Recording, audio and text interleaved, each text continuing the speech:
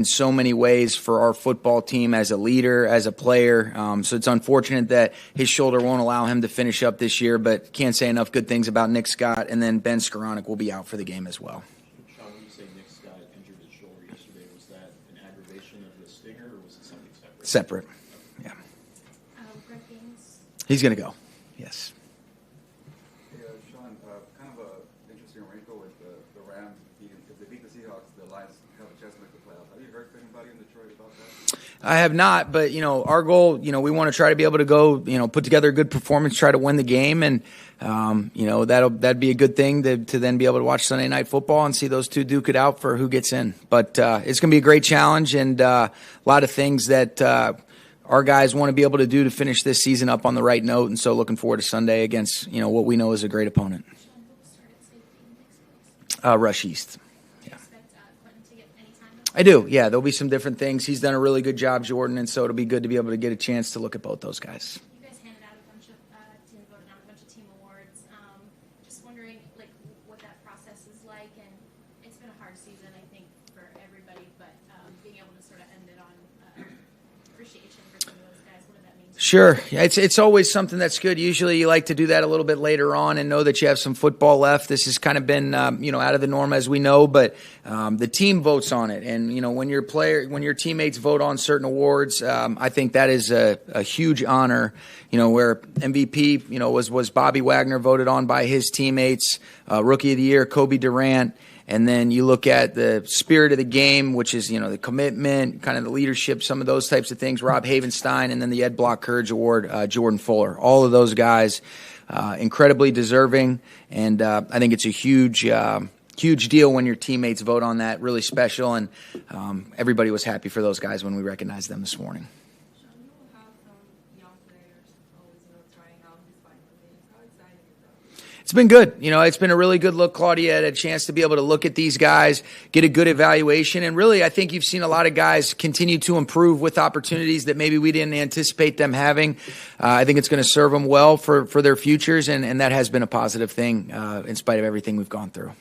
Sean, this could be Baker Mayfield's last game with the Rams, maybe not. But what have you seen to this point, and what do you want to see? Yeah, he said it this morning. It's been a month since he got here, and it's been an incredible month. It's been amazing, all the things that he's been able to do in a short amount of time, building relationships with his teammates, getting familiar with the way that we operate on a day-to-day basis, and taking over and doing a lot of really good things on the field. And so I just want to see him be able to go out and play the way that he's capable of, one play at a time, be in the moment. But I've really enjoyed, the time. It seems like there's been a lot of things that we've done in a month.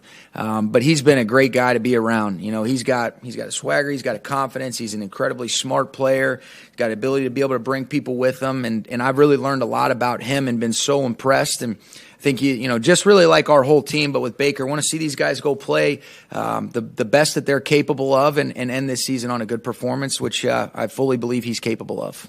Sean, you talked about how Cam has improved, just the way he's able to create. How do you get better at that? I think Cam would be able to tell you that. I think the things are, I think it's really about opportunities. And then I think what you can see is when you maximize and capitalize on those opportunities, that confidence can compound. And he's playing really well. He's playing confident. I don't know if there's anything that you could really say as much as even some of the just the body mannerisms and just the way that he carries himself, the way that he's able to get in and out of things, staying grounded, playing underneath himself, working edges on people.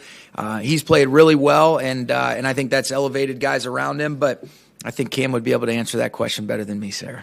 Sean, in light of the, I think, sort of record-breaking coaching turnover you guys have had over the last few years, and in correlation with some of the guys you cut this year, do you think there's any effect between coaching turnover and that part of your ecosystem functioning as it should in terms of developing middle round, late round draft picks? I think that everybody that's a part of this has a huge impact, and you don't want to minimize. And so anytime that you lose great people, whether it be players or coaches, I think there's impacts that are absolutely felt. You don't take for granted the amount of time that's spent to be able to try to, really incorporate people into the way that we do things. And those players or coaches that you talked about were vital parts of a lot of the things that have been good. And so you don't minimize. To say exactly how you measure that is tough, but it's always about people. That'll never change. And whether that be players, coaches, staff members, anytime that you lose really valuable people, there's challenges that are accompanied with that. I don't know if that's kind of what you're asking or not. I can ask it better, just Okay. more specificity. Like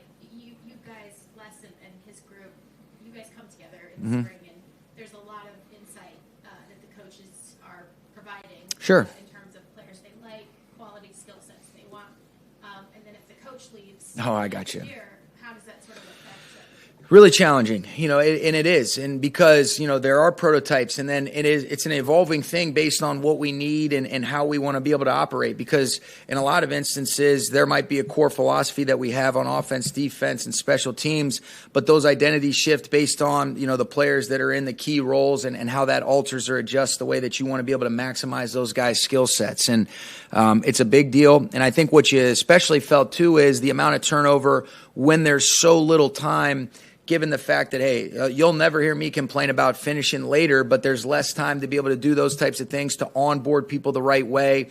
And then to even really, just for myself to evaluate, okay, what is the identity of it? And then you add on the injuries. And everybody deals with different injuries. And then this has been something that will be a great learning opportunity for us as we move forward. But there is no question about it that those have posed some challenges. But it doesn't excuse, any reason not to be operating at a high standard. I don't want to make that kind of a crutch, if you will. Couple more, guys. Turnover, how will that be affected by if you guys are done after this week and you have that time? Like, will that help you maybe pursue other coaches who want to switch jobs or in the middle? It's a good question. I mean, you have more time, so that certainly helps. But I think the biggest thing is there's a lot of different things that you have to navigate and kind of manage through. And what I've tried to do, easier said than done, is really just focus on, hey, let's be here right now. Let's get through the season. And then there's a plethora of different things that you have to be able to work through. But anytime that you have more time and then there's, possible more options available, that is a positive thing. I can remember even when I was first able to get this job, Sarah, there was a lot of coaches that I was fortunate enough to be able to get on the staff because our season in Washington ended up a little bit sooner. And then you look at, going through, whether it be with Zach Taylor or Kevin O'Connell, and them navigating and negotiating through, coaching all the way up into the Super Bowl and then putting together a staff. I've seen that there are some challenges and maybe less options available just based on the timing of things. Well, I was going to say, so what do you think of how Jared Goff has played in Detroit this year and having them possibly on the verge of making the playoffs? He's played really well. You see when you watch around the league, their offense has been outstanding. He's been at the switch, playing with great timing, anticipation, great recognition. I think, he's done a phenomenal job. Ben Johnson deserves a ton of credit, and Coach Campbell. But I've really been impressed just watching the way that they've operated offensively. And obviously the quarterback is a key and critical part. And it's great to be able to see, a great guy, in Jared, and he's playing at a really high level, which we've seen him do that here as well. Sean, you've been very open and honest about how challenging the season has been Sure. for you. Have you ever at one point questioned if you want to keep coaching in the future? No, I don't know if you necessarily look at it like that as much as just, I am going to be open and honest about, the things because you care so much, and it's being able to be honest with those things. I think that acknowledgement helps me work through it. It doesn't mean that it, changes the passion and the love that you have for it, but to sit up here and say that this hasn't been challenging because so much of it is predicated on, like even the comment that I made the other day when the question was asked, we're charged with trying to be able to win football games. That doesn't mean that I feel like a failure. It means that we haven't lived up to the expectations. There's a lot of reasons for that, but it doesn't change your passion, your competitiveness, but it's all about, using these experiences to shape you, make you more whole, and then to be able to apply the appropriate perspective. And until you go through these things, you can always try to imagine or you can read about it and different things like that. But until you actually go through it, which I can speak from experience now, it's different. But when you're around the right kinds of people, it's absolutely something that is going to strengthen you. And I feel like it's made us a lot stronger in the midst of this. And so I'm looking forward to finishing this up the right way. Last one. Okay. It seems, excuse me, thank you. It seems like last year, ever since some of the big broadcast networks made their interest in you quite clear. Sure. comes up, and speculation can be very public sometimes. So, what are your thoughts on that, first of all? And second of all, how do you balance navigating that, knowing your players are seeing some of that speculation and your line of communication about your future? Yeah, I think, it's flattering. I think you said it best. These are always going to be things that you kind of anticipate and expect that are going to come up, because I haven't run away from the fact that down the line or, whenever that is, that's something that I've been interested in. But kind of like what I was saying to Sarah earlier, want to be here right now, focus on that. And, that's where I'm at. Okay. Thanks, guys.